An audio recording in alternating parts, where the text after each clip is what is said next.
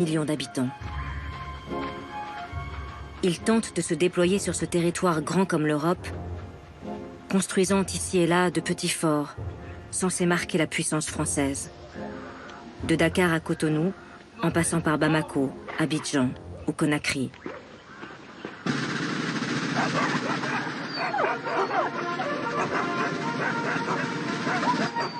Mais souvent livrés à eux-mêmes, loin des villes, dans de vastes territoires désertiques, les officiers de l'infanterie coloniale doivent administrer, comme ils le peuvent, des tribus entières.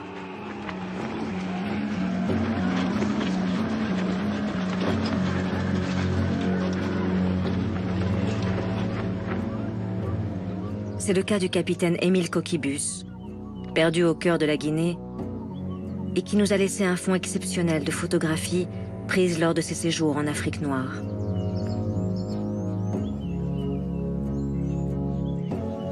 Les officiers, isolés, régulièrement frappés par des fièvres, sont souvent troublés par les conditions de leur séjour. Ils ressentent cette angoisse typique de la coloniale. Et si ces femmes et ces hommes, tellement nombreux, refusaient leur autorité?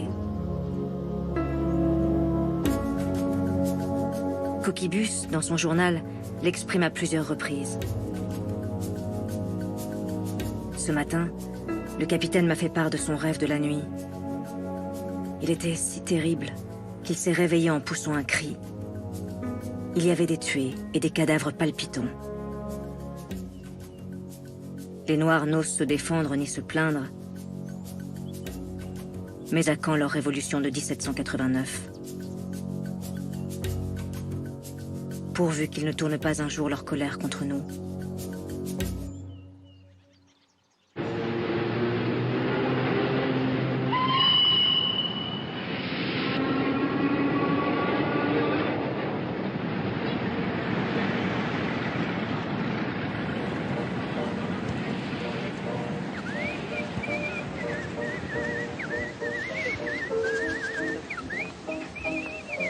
À Paris, la belle époque illumine les années 1900 et les Français s'intéressent bien peu aux conquêtes coloniales de la République. On veut croire en la fée électricité, à la révolution de l'automobile et du cinématographe.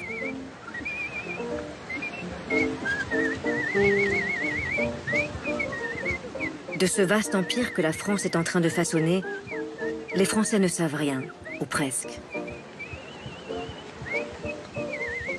Le peu qu'ils en connaissent vient de cartes postales exotiques envoyées par ceux qui ont fait le choix de partir aux colonies, comme on disait. Un exotisme qui joue sur la grandeur française et surtout sur l'érotisme supposé des femmes de l'Empire. Des femmes à la beauté enivrante, forcément soumises.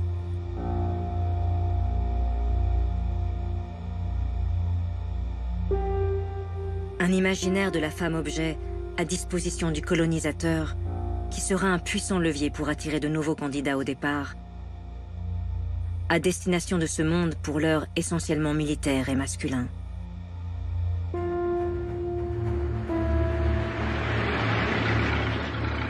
Un monde colonial qui va en 1905 choquer l'opinion publique lorsque des récits sanglants vont parvenir jusqu'à Paris.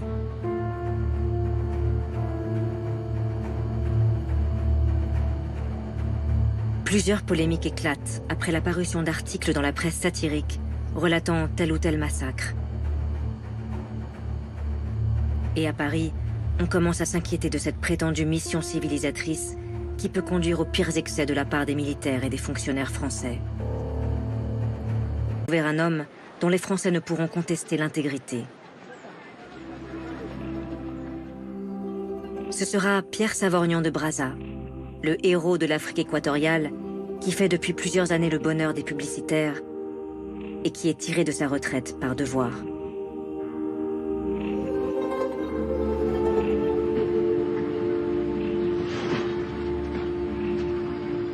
Malgré sa notoriété en métropole, lorsque Brazza arrive à Libreville en 1905 pour commencer son inspection, l'accueil est glacial.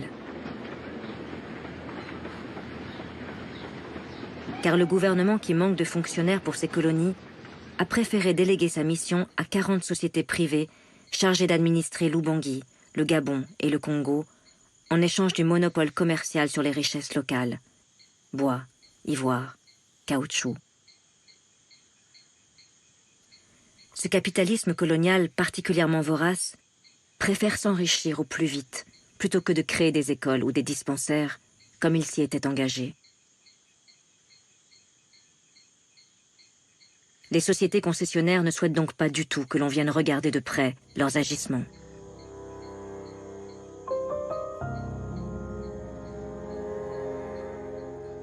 Pierre Savorgnan de Brazza compte pourtant bien mener sa mission à son terme. Et ce qu'il va découvrir est particulièrement effarant. La France a en effet instauré dans l'Empire une règle de plusieurs journées par an de travail obligatoire pour tous ces sujets, afin d'avoir de la main-d'œuvre pour construire des routes et des voies de chemin de fer. Mais les compagnies concessionnaires détournent à leur profit le système, obligeant les hommes à travailler dans leurs plantations. Pire, pour que les hommes se soumettent à ce travail forcé, elles ont pris la sordide habitude de séquestrer femmes et enfants dans un camp, en attendant que leurs maris terminent leur corvée.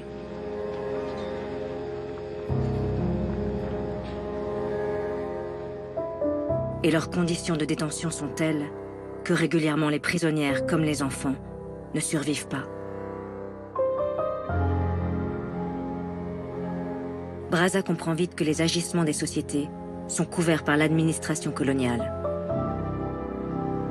Désespéré, il écrit à un ami. « J'ai trouvé dans l'Oubangui-Chari une situation impossible. C'est la continuation pure et simple de la destruction des populations. »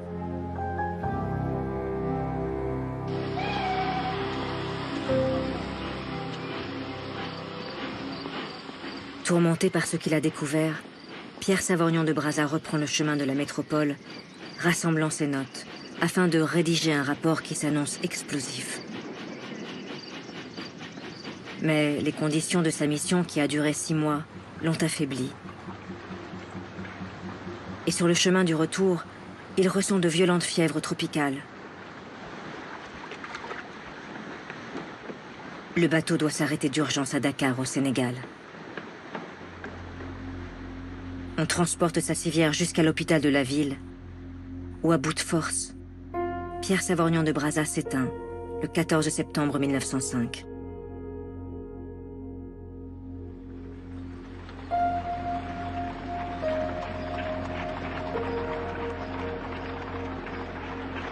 Il y aura bien finalement un rapport Brazza, rédigé par une commission parlementaire à partir des notes de l'explorateur. Mais le document ne sera pas rendu public et sera envoyé aux archives par le chef du gouvernement, Georges Clemenceau, qui, une fois au pouvoir, ne critique plus du tout la grande œuvre civilisatrice française, malgré ses dérives.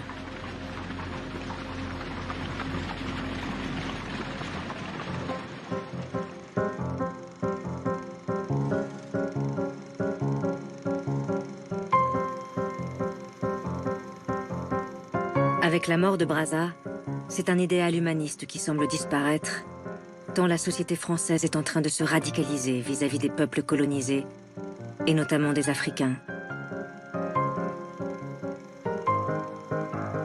Si Jules Ferry défendait sincèrement l'idée que tous les peuples pourraient progresser grâce à la colonisation, cette inégalité de civilisation s'est peu à peu transformée en une inégalité raciale, théorisée par certains scientifiques qui voudraient démontrer que les Blancs sont intrinsèquement supérieurs aux Noirs.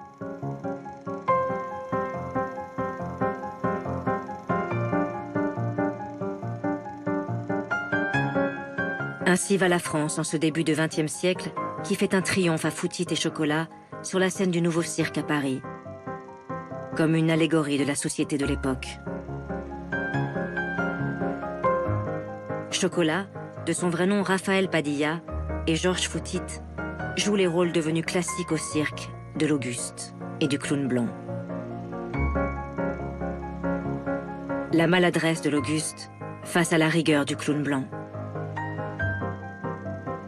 Mais cette fois, Chocolat et Foutit incarnent une inégalité visible et mise en scène pour le plus grand bonheur du public parisien.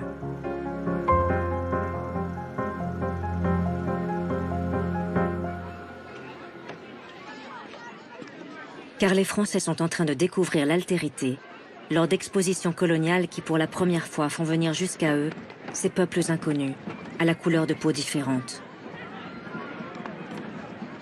À Lyon, Nantes, Toulouse ou Marseille, ces expositions connaissent un grand succès.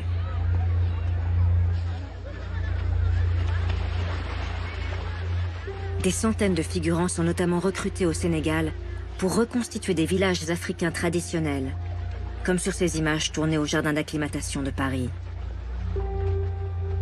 Des numéros au caractère folklorique dont les figurants sont rémunérés. Mais cette mise à distance des Africains, considérés comme des objets de curiosité, insuffle dans la société l'idée d'une hiérarchie entre les hommes. Et ces indigènes, comme on les appelait alors, que l'on exhibe avec leurs coutumes ancestrales, deviennent automatiquement, aux yeux du public, inférieurs aux Français et à leur civilisation.